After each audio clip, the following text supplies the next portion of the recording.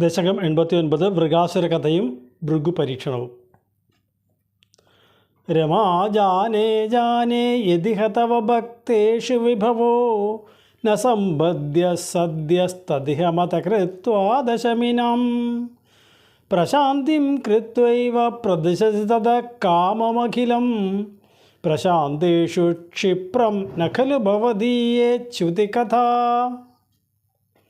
രമാജാനേ ജാനേ യദിഹ തവ ഭക്തേഷു വിഭവഃ ന സംബദ്ധ്യഃ സദ്യഃ തദ് ഇഹ മതകൃത്വാത് അശമിനാം പ്രശാന്തിം കൃത്വാ ഏവ പ്രദിശസി തതഃ കാമം അഖിലം പ്രശാന്തേഷു ക്ഷിപ്രം ന ഖലു ഭവദീയേച്യുതി കഥാ. രമാജാനേ, അല്ലയോ രമാദേവിയുടെ പതിയായിരിക്കുന്ന ശ്രീകൃഷ്ണ ഭഗവാനെ, അഹം ജാനേ, എനിക്കറിയാം. എന്ത്? യദിഹ തവ ഭക്തേഷു വിഭവഃ ന സംബദ്ധ്യഃ സദ്യഃ, അങ്ങയുടെ ഭക്തന്മാർക്ക് വിഭവങ്ങൾ ഒന്നും പെട്ടെന്ന് അങ്ങ് നൽകുന്നില്ല എന്ന കാര്യം എനിക്കറിയാം ഭഗവാനെ. അതിന് കാരണവും എനിക്കറിയാം. തദിഹ മതകൃത്വാദ് അശമിനാം. അശമിനാം, ശമദമാദി ഗുണങ്ങൾ ആർജിക്കാത്ത ഒരാളുടെ കയ്യിൽ വിഭവങ്ങൾ അല്ലെങ്കിൽ ധനം എത്തിയാൽ അത് അഹങ്കാരത്തിന് കാരണമായി തീരും. മതകൃത്വാ, മതം ഉണ്ടാക്കുന്നതായി തീരും എന്ന് എനിക്കറിയാം ഭഗവാനെ. അതുകൊണ്ട് അങ്ങയുടെ ഭക്തന്മാർക്ക് പെട്ടെന്നൊന്നും എല്ലാ വിഭവങ്ങളും നൽകി അനുഗ്രഹിക്കാറില്ല. എന്നാലോ പ്രശാന്തിം കൃത്വ ഏവ, ആ ഭക്തനെ പ്രകർഷേണ ശാന്തിയിലേക്ക് എത്തിച്ചിട്ട് പ്രദിശസി തതഃ കാമം അഖിലം, അതിനുശേഷം ആ ഭക്തന് വേണ്ടതെല്ലാം അങ്ങ് കൊടുക്കുകയും ചെയ്യും. പ്രശാന്തേഷു ക്ഷിപ്രം, അങ്ങേ സമീപിക്കുന്ന ഭക്തൻ പ്രകർഷേണ ശാന്തിയെ പ്രാപിച്ചവനാണ് എന്നിരിക്കിൽ അയാൾക്ക് വളരെ പെട്ടെന്ന് തന്നെ എല്ലാ ഐശ്വര്യങ്ങളും അങ്ങ് നൽകുകയും ചെയ്യും. തന്നെയുമല്ല, നഖലു ഭവദീയേച്യുതി കഥാ, അങ്ങയുടെ ഭക്തന്മാർക്ക് ഒരിക്കലും ഒരു നാശത്തിൻ്റേതായ അല്ലെങ്കിൽ ഒരു വീഴ്ചയുടേതായ കഥ പോലും പറയാൻ ഇല്ല. അല്ലയോ ശ്രീകൃഷ്ണ ഭഗവാനെ, അങ്ങേ സമീപിക്കുന്ന ഭക്തന്മാർക്ക് പെട്ടെന്നൊന്നും എല്ലാ വിഭവങ്ങളും നൽകി അങ്ങ് അനുഗ്രഹിക്കാറില്ല. കാരണം ശമദമാദി ഗുണങ്ങൾ ആർജിക്കാത്ത ഒരു ഭക്തൻ്റെ കയ്യിൽ അസംഖ്യം ധനം വന്നു ചേർന്നാൽ അത് അവനിൽ അഹങ്കാരത്തെ ഉണ്ടാക്കി ഭക്തിയിൽ നിന്ന് ഭ്രംശിച്ചു പോകാൻ സാധ്യതയുണ്ട് എന്ന കാര്യം എനിക്കറിയാം ഭഗവാനെ. അതുകൊണ്ടാണ് അങ്ങ് വിഭവങ്ങളൊന്നും പെട്ടെന്ന് നൽകാത്തത് എന്നെനിക്കറിയാം. പക്ഷേ അയാൾക്ക് ആവശ്യമായ ശമദമാദി ഗുണങ്ങൾ ആർജിക്കുന്നതിനുള്ള അവസരം നൽകിയതിന് ശേഷം വേണ്ടതായ എല്ലാം നൽകി അവിടുന്ന് അനുഗ്രഹിക്കാറുണ്ട്. തന്നെയുമല്ല, അങ്ങേ സമീപിക്കുന്ന ഭക്തന്മാർ ശാന്തിയെ പ്രാപിച്ചവരാണെങ്കിൽ അവർക്ക് വളരെ പെട്ടെന്ന് തന്നെ എല്ലാം അങ്ങ് നൽകാറുമുണ്ട്. ഏത് പ്രകാരത്തിലായാലും അങ്ങയുടെ ഭക്തന്മാർ ഒരിക്കലും നശിക്കാറില്ല.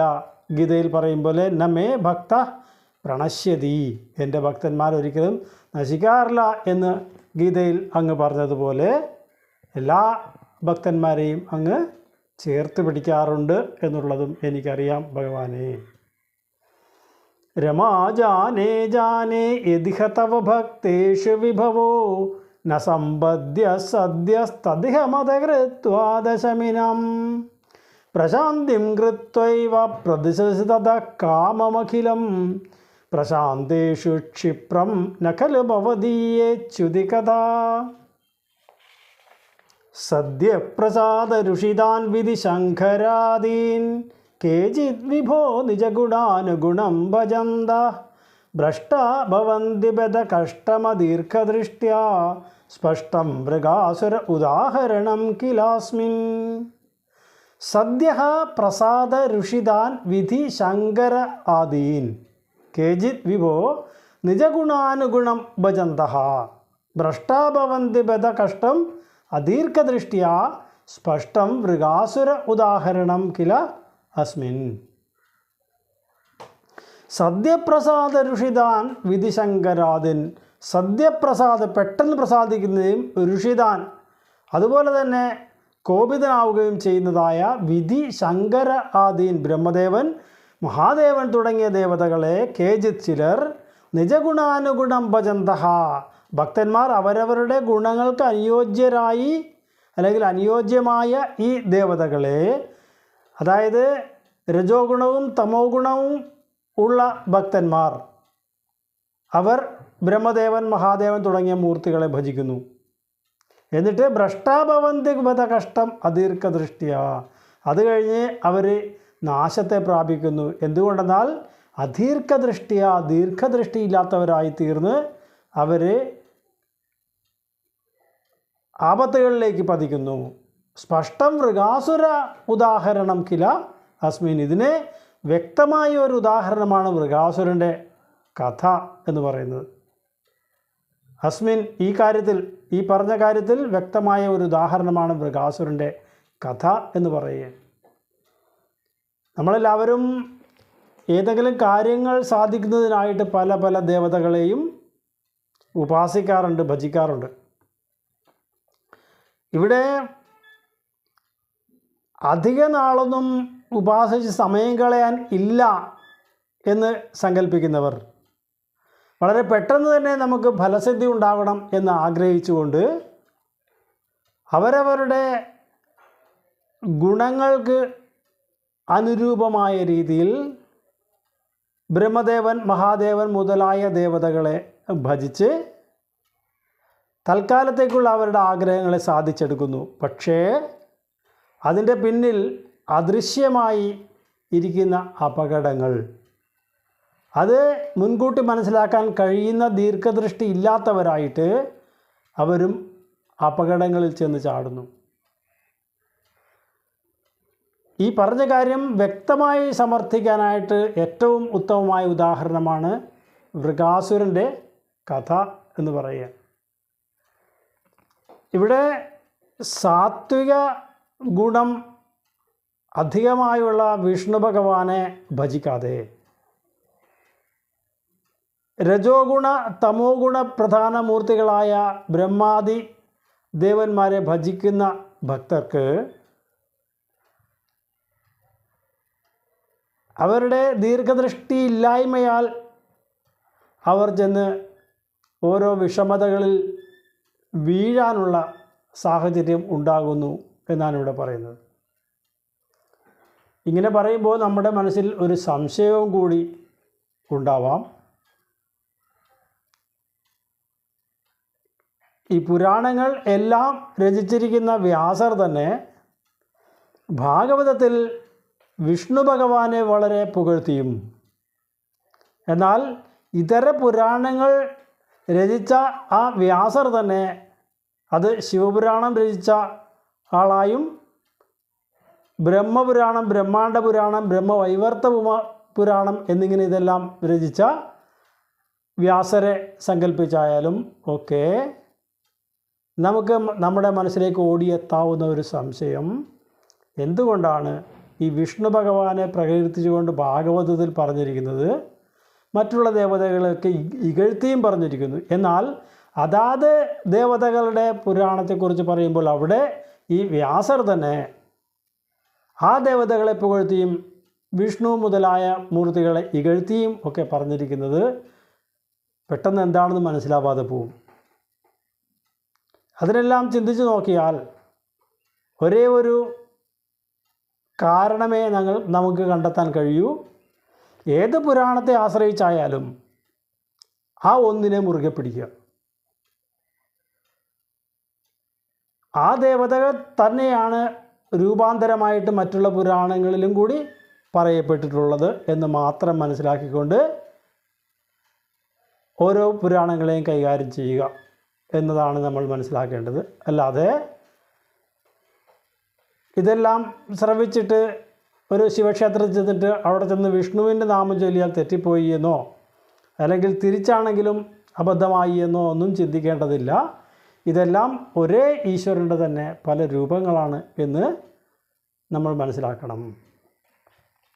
സദ്യപ്രസാദ ഋഷിതാൻ വിധി ശങ്കരാദീൻ കേചിത് വിഭോ നിജഗുണാനുഗുണം ഭജന്ത ഭ്രഷ്ടാ ഭവന്തി ബത കഷ്ടമദീർഘദൃഷ്ട്യാ സ്പഷ്ടം മൃഗാസുര ഉദാഹരണം കിലാസ്മിൻ. ശകുനിജസ്സതു നാരദമേകദാ ത്വരിതതോഷമപൃച്ഛദീശ്വരം സചദിദേശഗിരീശമുപാസിതും നതു ഭവന്തമബന്ധുമസാധുഷു.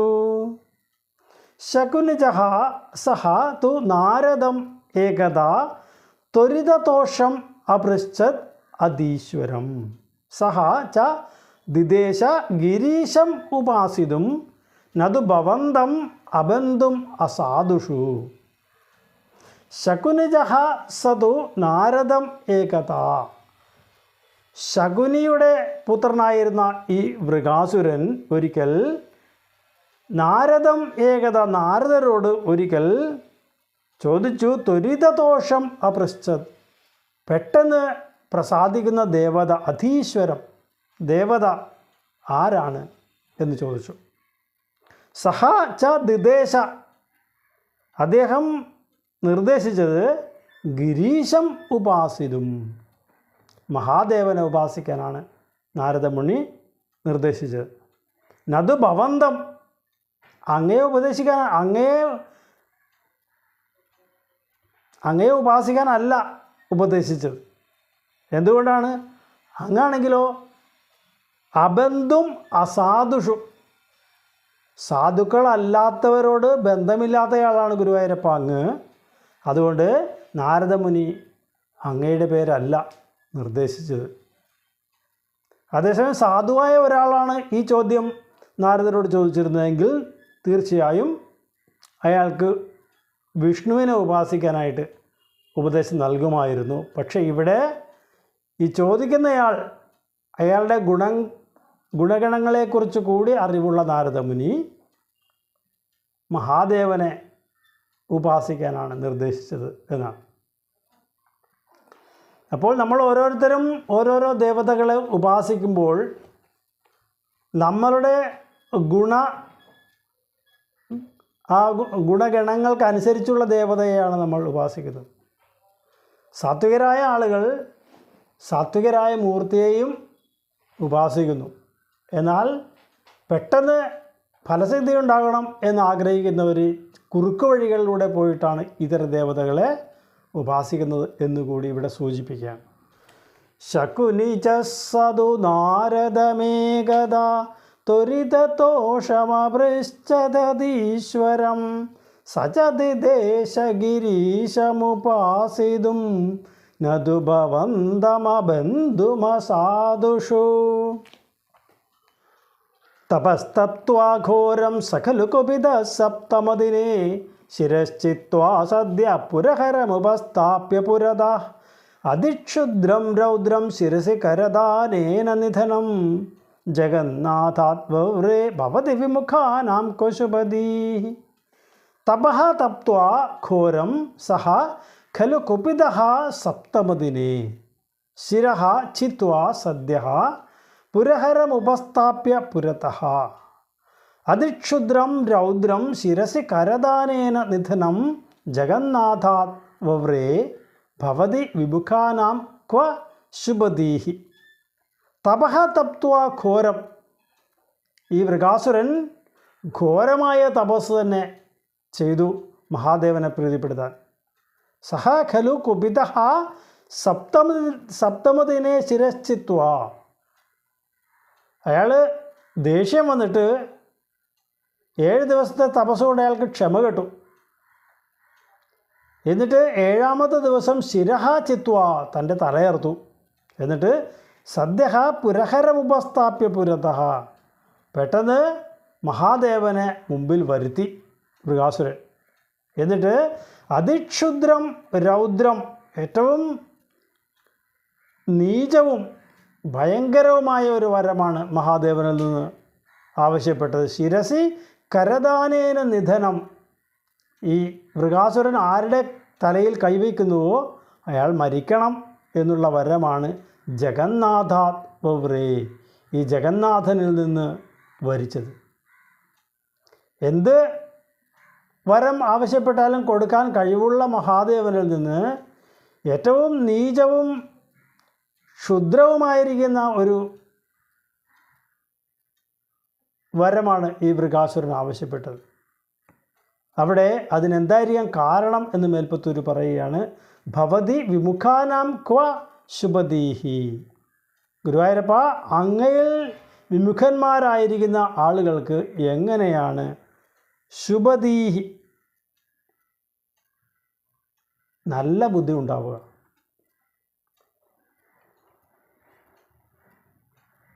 നാരദരുടെ ഉപദേശം അനുസരിച്ചിട്ട് മഹാദേവനെ പ്രീതിപ്പെടുത്താൻ ആലോചിച്ചുകൊണ്ട് ഈ വൃകാസുരൻ ഘോരമായ തപസ് ചെയ്തു. ഓരോ ദിവസവും ശരീരത്തിൻ്റെ ഓരോരോ ഭാഗങ്ങളെ അറുത്ത് ഹോമാഗ്നിയിൽ സമർപ്പിച്ചുകൊണ്ടാണ് ഉപാസന നടന്നത്. ഇങ്ങനെ 7 ദിവസമായപ്പോഴേക്കും ഈ വൃകാസുരൻ്റെ ക്ഷമയെല്ലാം തീർന്നുപോയി. പിന്നെ ക്രോധഭാവത്തിലാണ് അയാളുടെ തപസ്. 7ാമത്തെ ദിവസം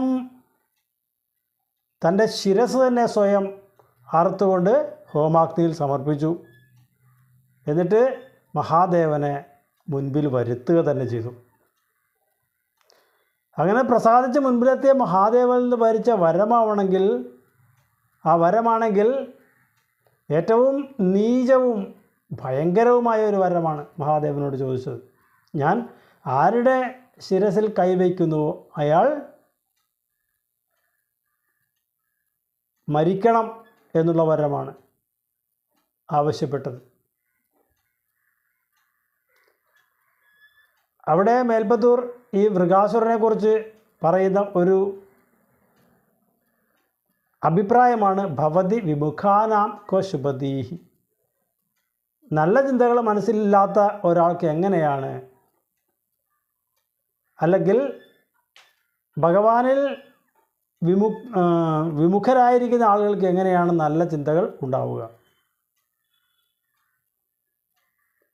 എന്തായാലും മഹാദേവൻ ഈ വൃകാസുരൻ ആവശ്യപ്പെട്ട വരമെല്ലാം നൽകി എന്നാണ് പറയുന്നത്.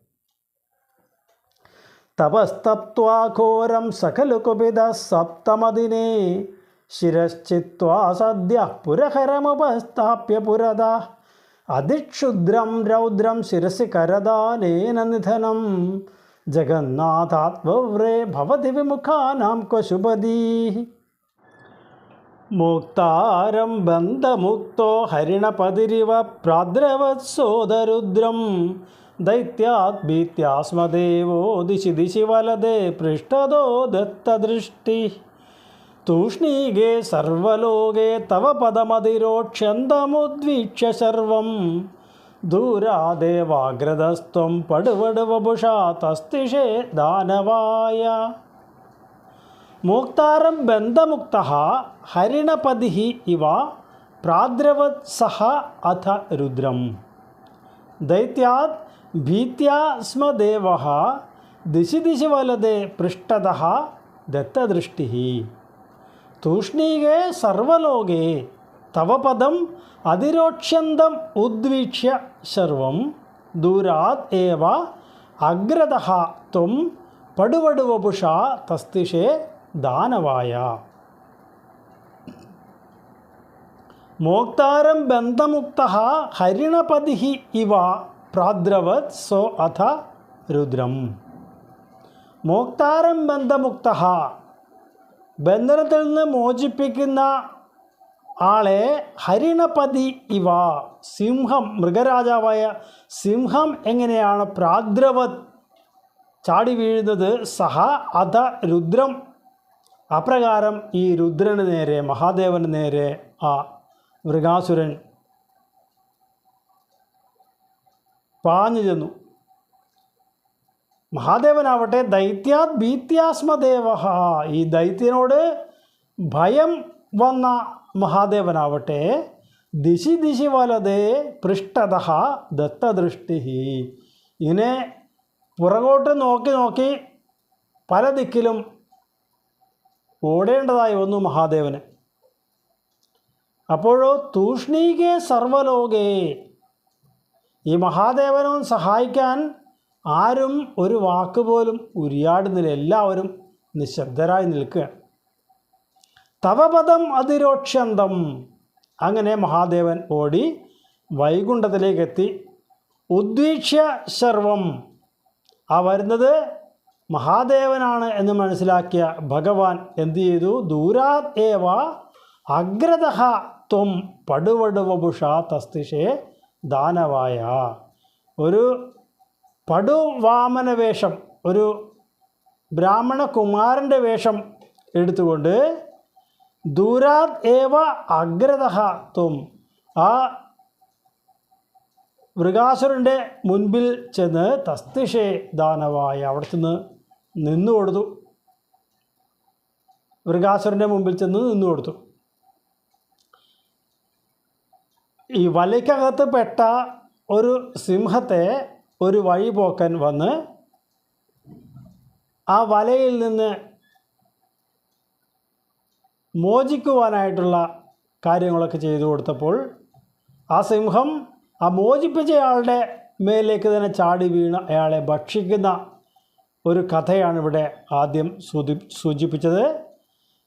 അതുപോലെ തന്നെ ഈ വരം നൽകിയ മഹാദേവൻ്റെ നേർക്ക് തന്നെ ഈ വൃകാസുരൻ പാഞ്ഞു ചെന്നു. ഭാഗവതത്തിൽ ഗൗരീഹരണലാലസ എന്നൊരു പദം കൂടി കാണാം. പാർവതീദേവിയെ ഹരിക്കുന്നതിനായിട്ടുള്ള ആഗ്രഹത്തോടു കൂടിയാണ് ഈ വൃകാസുരൻ മഹാദേവൻ്റെ പിന്നാലെ പാഞ്ഞത് എന്നുകൂടി അവിടെ പറയുന്നുണ്ട്. അപ്പോൾ ഇങ്ങനെ ഓടിക്കൊണ്ടിരിക്കുന്ന മഹാദേവൻ ഇടയ്ക്കിടയ്ക്ക് പിന്തിരിഞ്ഞ് നോക്കുന്നുകൊണ്ട് തൻ്റെ പുറകിൽ ഈ വൃകാസുരനുണ്ടോ എന്നറിയാൻ. ഇങ്ങനെ ഓടിക്കൊണ്ടിരിക്കുന്നതിൽ ആരെയെല്ലാം വഴിക്ക് വെച്ച് മഹാദേവൻ കണ്ടു, അവരാരും ഒരക്ഷരം ഉരിയാടുന്നില്ല, ആരും സഹായിക്കുന്നതുമില്ല. അങ്ങനെ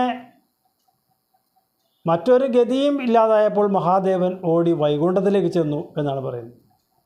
അപ്പോൾ ഇപ്രകാരം ഇങ്ങനെ പാഞ്ഞു വരുന്ന മഹാദേവനെ കണ്ടപ്പോൾ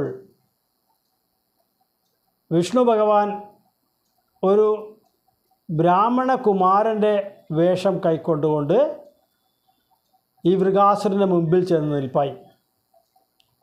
സാധാരണഗതിയിൽ ഒരു ബ്രാഹ്മണ കുമാരനെ കാണുമ്പോൾ അയാൾ പറയുന്നതൊക്കെ കേട്ട് കഴിഞ്ഞാൽ കുറേയൊക്കെ നമ്മൾ വിശ്വസിക്കും എന്നുള്ള ഒരു ന്യായം കൊണ്ടാണ് ഈ ബ്രാഹ്മണ കുമാരവേഷം ധരിച്ചുകൊണ്ട് അദ്ദേഹം അല്ലെങ്കിൽ വിഷ്ണു ഭഗവാൻ ഈ വൃകാസുരൻ്റെ മുൻപിൽ നിന്നത് എന്നാണ് നമ്മൾ മനസ്സിലാക്കേണ്ടത്.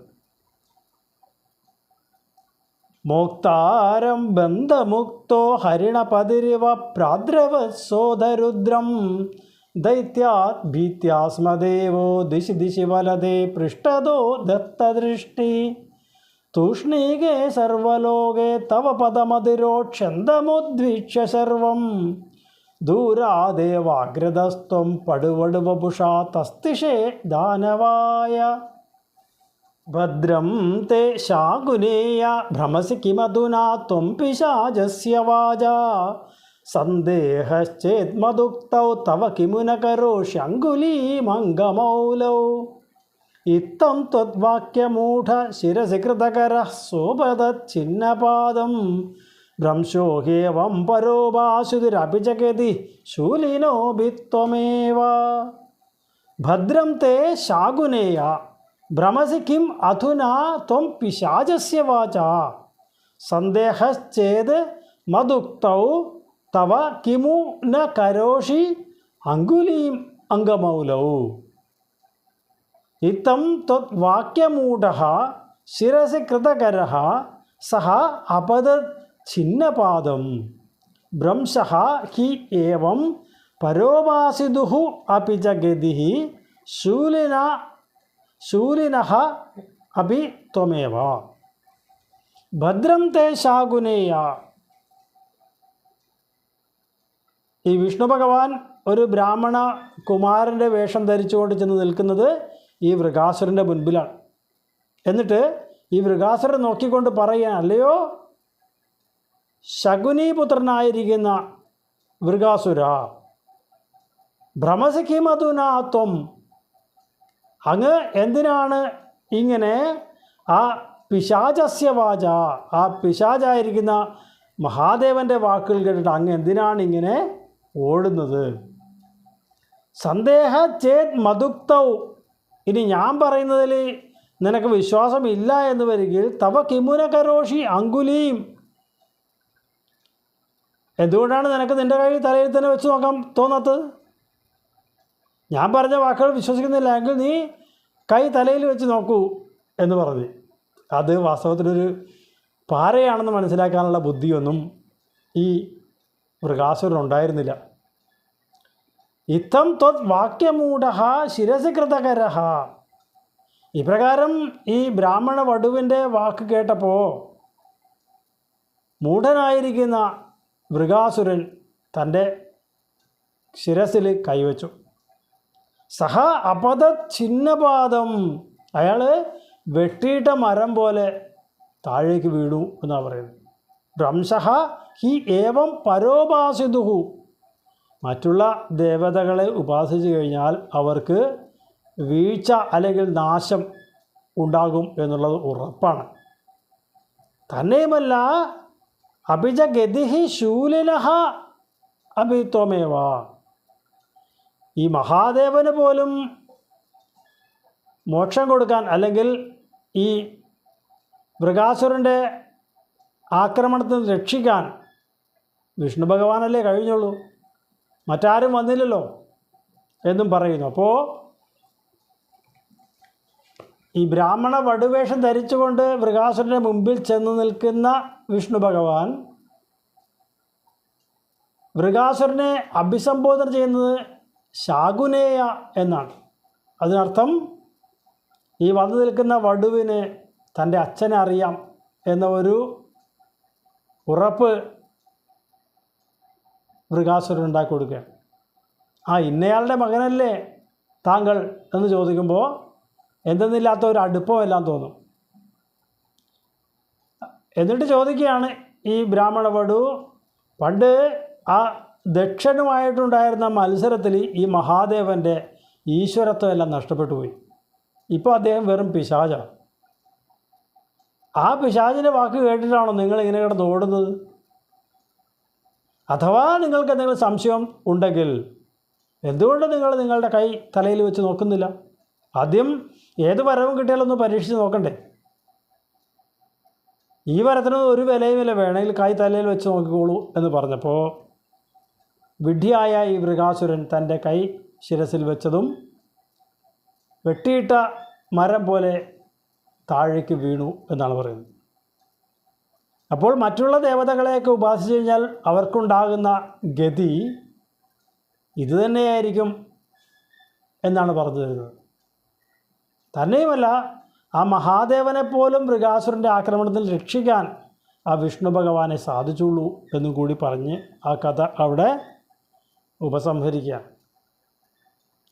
ഭദ്രം തേ ശാകുനേയ ഭ്രമസി കിമധുനാ ത്വം പിശാചസ്യ വാച സന്ദേഹശ്ചേത് മദുക്തൗ തവ കിമുന കരോഷി അങ്കുലീമംഗമൗലൗ ഇത്തം ത്വത് വാക്യമൂഢ ശിരസി കൃതകരഃ സോപദച്ഛിന്നപാദം ഭ്രംശോ ഹ്യേവം പരോപാസുദുരഭിജഗതി ശൂലിനോഭി ത്വമേവ ഭൃഗും കില സരസ്വതീ നികടവാസിനസ്താപസാഃ ത്രിമൂർത്തിഷു സമാദിശന്നധിക സത്വതാം വേദിതും അയം പുനരനാദരാദുദിതരുദ്ധരോഷേ വിധൗ ഹരേ ബിജജിഹിംസിഷൗ ഗിരിജയാ ധൃതേ ത്വാമഗാത് ഭൃഗും കില സരസ്വതീ നികടവാസിനഃ താപസാഃ ത്രിമൂർത്തിഷു സമാദിശൻ അധികസത്വതാം വേദിതും അയം പുനഃ അനാദരാത് ഉദിതരുദ്ധരോഷേ വിധൗ ഹരേ അഭിജ ജിഹിംസിഷൗ ഗിരിജയാതൃതേ ത്വാം അഗാത് ഭൃഗും കില സരസ്വതി നികടവാസിനഃ താപസാഹ. പണ്ട് സരസ്വതി നദിയുടെ തീരത്ത് വസിച്ചിരുന്ന താപസന്മാർക്ക് തമ്മിൽ ഒരു തർക്കമുണ്ടായി. അധിക സത്വതാം വേദിതും ത്രിമൂർത്തിഷു സമാധിശൻ അധിക സത്വതാം വേദിതും. ത്രിമൂർത്തികളിൽ ആർക്കാണ് അധികം സാത്വിക ഗുണം ഉള്ളത് എന്നറിയുന്നതിനായിട്ട് അവർ ഒരു മഹർഷി ഭൃഗുവിനെ ചുമതലപ്പെടുത്തി. അയം ഇയാൾ പുനഃ അനാദരാത് ഉദിതരുദ്ധരോഷേ വിധൗ. വിധി തൻ്റെ പിതാവായിരിക്കുന്ന ബ്രഹ്മദേവൻ്റെ അടുത്ത് ചെന്നപ്പോൾ അനാദരാത് തന്നെ ബഹുമാനിച്ചില്ല എന്ന് പറഞ്ഞിട്ട് ഉദിതരുദ്ധരോഷേ അയാൾക്ക് ഉണ്ടായ കോപത്തോടുകൂടി ഭൃഗുമുനി അവിടെ നിന്നും സത്യലോകത്തിൽ നിന്നും ഇറങ്ങിപ്പോന്നു. ഹരേ അപിച്ച ജിഹിംസിഷൗ ഗിരിജയാതൃതേ. മഹാദേവൻ്റെ അടുത്ത് ചെന്നപ്പോഴോ മഹാദേവൻ വളരെ സന്തോഷത്തോടുകൂടി ഭൃഗുവിനെ സ്വീകരിക്കാൻ ചെന്നതാണ്. തൻ്റെ സഹോദരനൊക്കെ അല്ലേ എന്ന് പറഞ്ഞ് സ്വീകരിക്കാൻ ചെന്നതാണ്.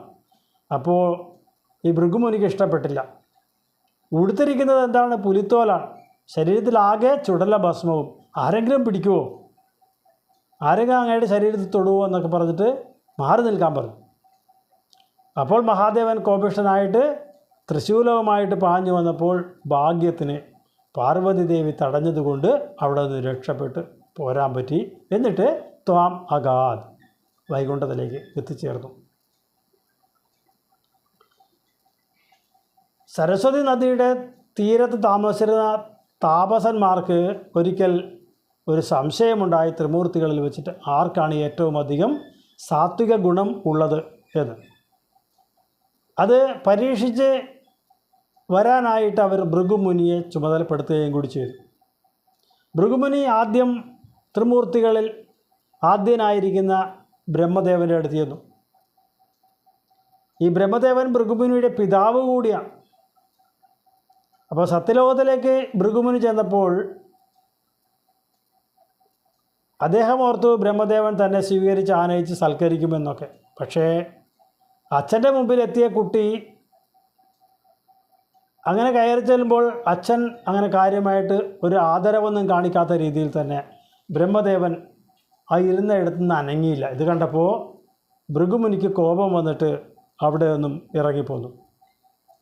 രണ്ടാമതായിട്ട് തൻ്റെ സഹോദരൻ തന്നെയായിരിക്കുന്ന മഹാദേവൻ്റെ അടുത്ത് ചെല്ലാം എന്ന് കരുതി. അവിടെ ചെന്നപ്പോൾ വളരെ സ്നേഹപൂർവ്വം മഹാദേവൻ സ്വീകരിച്ചു എങ്കിലും അതൊന്നും ഈ ഭൃഗുമുനിക്ക് ഇഷ്ടപ്പെട്ടില്ല. അത് കണ്ടപ്പോൾ മഹാദേവൻ ഭൃഗുമുനിയെ ഇപ്പോൾ ശരിയാക്കാം എന്ന് പറഞ്ഞിട്ട് പിന്നാലെ തൃശൂലവുമായിട്ട് പാഞ്ഞു വന്നപ്പോൾ പാർവതി ദേവി കടന്നു പിടിച്ചില്ലായിരുന്നെങ്കിൽ ഭൃഗുമുനി മഹാദേവൻ്റെ ആക്രമണത്തിൽ നശിച്ചു പോയേനെ. അവിടെ നിന്നും വന്ന് വൈകുണ്ഠപുരിയിലേക്കാണ് പിന്നീട് അദ്ദേഹം പോയത് എന്നാണ് പറയുന്നത്. ഭൃഗും കില സരസ്വതീ നികടവാസിനസ്താപസ ത്രിമൂർത്തിഷു സമാദിശന്നധിക സത്വതാം വേദിതും അയം പുനരനാദരാദുദിതരുദ്ധരോഷേ വിധൗ ഹരേ വിജജിഹിംസിഷൗ ഗിരിജയാ ധൃതേ ത്വാമഗാൻ. സുപ്തം രമാംഗഭുവി പങ്കജലോചനം ത്വാം വിപ്രേ വിനിഘ്നതി പതേന മുദോത്തിതസ്ത്വം സർവം ക്ഷമസ്വ മുനിവർയ ഭവേത് സദാ മേ ത്വത്പാദചിഹ്നമിഹ ഭൂഷണമിത്യവാദീ. സുപ്തം രമാംഗഭുവി പങ്കജലോചനം ത്വാം വിപ്രേ വിനിഘ്നതി പതേന മുദാ ഉത്തിതഃ ത്വം സർവം ക്ഷമസ്വ മുനിവർയ ഭവേത് സദാ മേ ത്വത്പാദചിഹ്നം ഇഹ ഭൂഷണം ഇതി അവാദീഹി. സുപ്തം രമാംഗഭുവി പങ്കജലോചനം ത്വാം. താമരക്കണ്ണനായ ഭഗവാൻ ഈ ഭൃഗുമുനി വൈകുണ്ഠത്തിലേക്ക് എത്തിയപ്പോൾ ആ ലക്ഷ്മി ദേവിയുടെ മടിയിൽ തലചായ്ച്ച് കിടന്ന് ഉറങ്ങുകയായിരുന്നു, അല്ലെങ്കിൽ ഉറക്കം നടിക്കുകയായിരുന്നു. ഈ രംഗം കണ്ടു വന്ന ആ ഭൃഗുമുനിയാണെങ്കിലോ വിപ്ര വിനിഘ്നതി പതേന തൻ്റെ കാലുയർത്തി ആ ഭൃഗുമുനി വിഷ്ണുവിൻ്റെ മാറിലേക്ക് ഒരു ചവിട്ട് കൊടുത്തു. മുദാ ഉത്തിതഃ ത്വം. ചവിട്ടുകൊണ്ട മഹാവിഷ്ണു ആവട്ടെ വളരെ സന്തോഷത്തോടുകൂടി ചാടി എഴുന്നേറ്റു. സർവം ക്ഷമസ്വ മുനിവര്യ. എന്നിട്ട് ഭൃഗുവിനോട് പറയുകയാണ്, എൻ്റെ ഈ അനാദരവ് അങ്ങ് ക്ഷമിച്ചാലും. ഭവേത് സദാമേ ത്വത്പാദചിഹ്നമിഹ ഭൂഷണം. അങ്ങയുടെ ഈ പാദം എൻ്റെ മാറിൽ പതിച്ച ആ ചിഹ്നം ഞാൻ എന്നും ഒരു ഭൂഷണമായി ധരിച്ചു കൊള്ളാം. ഇതി അവാദി പ്രകാരം പറഞ്ഞു. അപ്പോൾ ഇങ്ങനെ ഒരു ഭൃഗുമുനി തന്നെ പരീക്ഷകനായി വരുന്നുണ്ട് എന്നറിഞ്ഞ വിഷ്ണു ഭഗവാൻ ഉറക്കം നടിച്ചുകൊണ്ട് ലക്ഷ്മി ദേവിയുടെ മടിയിൽ തലചായ്ച്ച് കിടന്ന് ഉറങ്ങുന്നതായി അഭിനയിച്ച ആ സമയത്താണ് ഭൃഗുമുനി അങ്ങോട്ടേക്ക് കയറി വന്നത്. ഒരു വീട്ടിലേക്ക് കടന്നു ചെല്ലുമ്പോൾ ഒരു അതിഥി ആതിഥേയ സൽക്കാരമെല്ലാം പ്രതീക്ഷിച്ചുകൊണ്ടാണ് ചെല്ലുക. ഇവിടെ വൈകുണ്ഠത്തിലേക്ക് എത്തിച്ചേർന്ന ഭൃഗുമുനി മഹാവിഷ്ണുവിനാൽ സൽക്കരിക്കപ്പെടും എന്ന് പ്രതീക്ഷിച്ച് വന്നപ്പോൾ അദ്ദേഹമാണെങ്കിൽ പത്നിയുടെ മടിയിൽ ശിരസ് ചായ്ച്ച് കിടന്നുറങ്ങുകയാണ്. എന്തെന്നില്ലാത്ത കോപം വന്ന ഭൃഗുമുനി തൻ്റെ കാലുയർത്തി മഹാവിഷ്ണുവിൻ്റെ മാറിലേക്ക് ആഞ്ഞൊന്ന് ചവിട്ടി. ഈ ചവിട്ട് കൊണ്ടതും വളരെ സന്തോഷത്തോടുകൂടി മഹാവിഷ്ണു എഴുന്നേറ്റെന്നാണ് ഇവിടെ പറയുന്നത്. നമ്മളാണ് ആ സ്ഥാനത്ത് എങ്കിൽ എന്തായിരിക്കും നമ്മുടെ പ്രതികരണം? ആലോചിച്ച് നോക്കുക. അപ്പോൾ സത്വഗുണം ഉള്ളതുകൊണ്ട് മഹാവിഷ്ണു വളരെ സന്തോഷത്തോടുകൂടി എഴുന്നേറ്റ് ആ മുനിയോട് ക്ഷമാപണം നടത്തുകയാണ്. അങ്ങ് വന്നപ്പോൾ വേണ്ട രീതിയിൽ സൽക്കരിക്കാൻ എനിക്ക് സാധിച്ചില്ലല്ലോ, അതുകൊണ്ട് അങ്ങയുടെ ഈ പാദചിഹ്നം ഞാൻ എന്നും എൻ്റെ മാറിൽ ധരിച്ചു കൊള്ളാം, അങ്ങയുടെ സ്മരണയ്ക്ക് വേണ്ടി. അതിൻ്റെ പേരാണ് പിൽക്കാലത്ത് ശ്രീവത്സം എന്ന ഭഗവാന്റെ ഒരു അടയാളം. ഏതായാലും സത്വിക ഗുണം അല്ലെങ്കിൽ സാത്വിക ഗുണം വളരെ വ്യക്തമായിട്ട് തന്നെ ഉള്ളതുകൊണ്ടാണ് മഹാവിഷ്ണുവിന് ഈ ഭൃഗുവിൻ്റെ പാദതാടനം ഏറ്റിട്ടും യാതൊരു കുലുക്കവുമില്ലാതെ വളരെ സൗമ്യമായി അദ്ദേഹത്തോട് ഇടപഴകാൻ സാധിച്ചത്. ഇതുതന്നെയായിരുന്നു ആ ഏകാംഗ കമ്മീഷനായി വന്ന ഭൃഗുമുനിയുടെ പരീക്ഷണത്തിൻ്റെ ലക്ഷ്യവും. ഏതായാലും അദ്ദേഹം ആ സരസ്വതി നദിയുടെ തീരത്തുള്ള താപസന്മാർക്കൊക്കെ കൊണ്ടുപോയി ഒരു റിപ്പോർട്ടൊക്കെ കൊടുത്തു. ഏറ്റവും അധികം സത്വഗുണമുള്ളത് മഹാവിഷ്ണുവിനാണ് എന്ന്. സുപ്തം രമാംഗഭുവി പങ്കജലോചനം ത്വാം വിപ്രേ വിനിഘ്നതി പദേന മുദോത്തിതസ്ത്വം സർവം ക്ഷമസ്വ മുനിവര്യ ഭവേത് സദാ മേ ത്വത്പാദചിഹ്നമിഹ ഭൂഷണമിത്യവാദി. നിശ്ചിത്യ തേജസുദൃഢം ത്വയി ബദ്ധഭാവാഃ സാരസ്വതാ മുനിവരാ ദദിരേ വിമോക്ഷം ത്വാമേവം അച്യുത പുനശ്ച്യുതിദോഷഹീനം സത്വോച്ചൈകതനുമേവ വയം ഭജാമ. നിശ്ചിത്യ തേജസുദൃഢം ത്വയി ബദ്ധഭാവാഃ സാരസ്വതാഃ മുനിവരാः ദദിരേ വിമോക്ഷം ത്വാമേവം അച്യുത പുനഃ ച്യുതിദോഷഹീനം സത്വോച്ചൈകതനുമേവ വയം ഭജാമഹ. നിശ്ചിത്യ തേജ സുദൃഢം ത്വയി ബദ്ധഭാവ.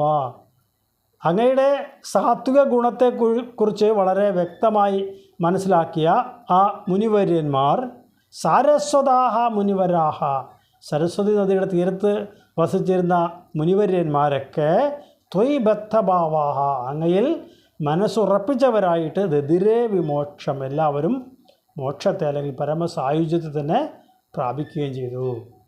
ത്വാമേവം അച്യുത, അല്ലയോ ഗുരുവായൂരപ്പ, അങ്ങ് തന്നെയാണ് പുനഃ ച്യുതിദോഷഹീനം, ഒരു വീഴ്ചയുടെ ദോഷം ഇല്ലാത്തതായ ഒരു സ്ഥാനം അങ്ങയുടെ പാതാരവിന്ദങ്ങളാണ്. സത്വ ഉച്ചൈകതനുമേവ വയം ഭജാമഹ.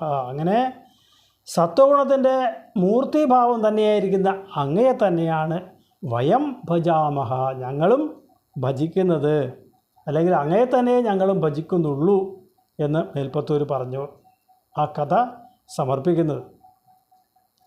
അപ്പോൾ ഈ സരസ്വതി നദിയുടെ തീരത്ത് വസിച്ചിരുന്ന താപസന്മാരെല്ലാവരും ഭൃഗുമുനിയുടെ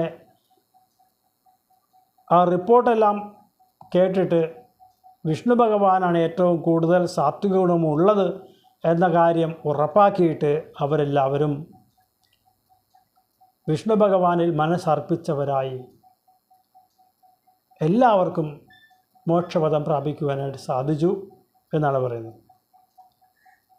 അപ്രകാരം എല്ലാമുള്ള ഗുരുവായൂരപ്പ, അങ്ങ് മാത്രമാണ് ആർക്കും ഒരാപത്തും ഇല്ലാതെ എല്ലാവരെയും സംരക്ഷിക്കുന്ന തികഞ്ഞ സാത്വിക ഗുണമുള്ള ഈശ്വരൻ. അതുകൊണ്ട് ഞങ്ങളും അങ്ങയെ തന്നെ ഭജിക്കുന്നതേയുള്ളൂ എന്ന് മേൽപ്പത്തൂർ പറയുക. നിശ്ചിത്യ തേജ സുദൃഢം ത്വയി ബദ്ധഭാവ സാരസ്വതാ മുനിവരാതിരേ വിമോക്ഷം ത്വാമേവമച്യുത പുനശ്ച്യുതിദോഷഹീനം സത്തോച ഏകതനുമേവ വയം ഭജാമഃ. ജഗത്സൃഷ്ട്യാദൗ ത്വാം നിഗമദിവഹൈർവന്ദിഭിരിവ സ്തുതം വിഷ്ണോ സച്ചിത് പരമരസനിർദ്വൈതവപുഷം പരാത്മാനം ഭൂമൻ പശുപവനിതാ ഭാഗ്യനിവഹം പരീതാപശ്രാന്ത്यै പവനപുരവാസിൻ പരിഭജേ. ജഗത് സൃഷ്ട്യാദൗ ത്വാം നിഗമനിവഹൈഃ വന്ദിഭിഃ ഇവ സ്തുതം വിഷ്ണോ സച്ചിത് പരമരസ നിർദ്വൈതവപുഷം പരാത്മാനം ഭൂമൻ പശുപവനിതാ ഭാഗ്യനിവഹം പരീതാപശ്രാന്ത്यै പവനപുരവാസിൻ പരിഭജേ. ജഗത് സൃഷ്ടിയാദൗ, ഈ ജഗത്തിനെ മുഴുവൻ സൃഷ്ടിക്കുന്ന ആ കാലത്ത്, സൃഷ്ടിക്കാൻ തുടങ്ങുന്ന ആ കാലത്ത്, നിഗമനിവഹൈ വന്ദിഭിരിവ, ഈ നിഗമങ്ങൾ, വേദങ്ങളുടെ കൂട്ടങ്ങൾ എല്ലാം വന്ന് സ്തുതിപാഠകന്മാരെ പോലെ വന്ന് അങ്ങയെ സ്തുതിച്ചു. അപ്രകാരം സ്തുതിക്കപ്പെട്ടവനും സച്ചിത് പരമരസ നിർദ്വൈതവപുഷം, സച്ചിദാനന്ദം തന്നെ സ്വരൂപമായിട്ടുള്ളവനുമായ അല്ലയോ ഗുരുവായൂരപ്പ, പരാത്മാനം പരമാത്മസ്വരൂപനും പശുപവനിതാ ഭാഗ്യനിവഹം, ഗോപസ്ത്രീകളുടെയൊക്കെ പൂർണ്ണ സൗഭാഗ്യവും ആയിരിക്കുന്നവനായ അല്ലയോ ശ്രീകൃഷ്ണ ഭഗവാനെ, പവനപുരവാസിൻ അല്ലയോ ഗുരുവായൂരപ്പ, പരിഭജേ പരീതാപശ്രാന്തിയെ, അങ്ങയെ ഞങ്ങൾ ഭജിക്കുന്നു, ഞങ്ങളുടെ എല്ലാ ദുഃഖങ്ങളെയും മാറുവാനായിക്കൊണ്ട് അങ്ങയെ ഞങ്ങൾ ഭജിക്കുന്നു. ഈ ലോകങ്ങളെല്ലാം സൃഷ്ടിക്കുന്നതിന് മുൻപായിട്ട് ഈ വേദങ്ങൾ ഒക്കെ ഒരു സ്തുതിപാഠകൻ്റെ വേഷം എടുത്തുകൊണ്ട് വന്ന് അങ്ങയെ നന്നായി സ്തുതിച്ചു. അപ്രകാരം സ്തുതിക്കപ്പെട്ട അല്ലയോ ഗുരുവായൂരപ്പ, സച്ചിദാനന്ദ സ്വരൂപം തന്നെയായിരിക്കുന്ന അങ്ങ് പരമാത്മസ്വരൂപനും ആ ഗോപസ്ത്രീകളുടെയൊക്കെ ഭാഗ്യാതിരേകവും ആയ അല്ലയോ ശ്രീകൃഷ്ണ ഭഗവാനെ, ഞങ്ങളുടെ എല്ലാ ദുഃഖങ്ങളും തീരുന്നതിനായിട്ട് അങ്ങയെ തന്നെ ഞങ്ങൾ ഭജിച്ചുകൊള്ളുന്നു എന്ന് പറഞ്ഞുകൊണ്ട് മേൽപ്പത്തൂർ ഈ ദശകവും ഭഗവത്പാദത്തിൽ സമർപ്പിക്കുന്നു. ജഗത് സൃഷ്ട്യാദൗ ത്വാം നിഗമനിവഹൈർവന്ദിഭിരിവ സ്തുതം വിഷ്ണോ സച്ചിത് പരമരസ നിർദ്വൈതവപുഷം പരാത്മാനം ഭൂമൻ പശുപവനിതാ ഭാഗ്യനിവഹം പരീതാപശ്രാന്ത്यै പവനപുരവാസിൻ പരിഭജേ.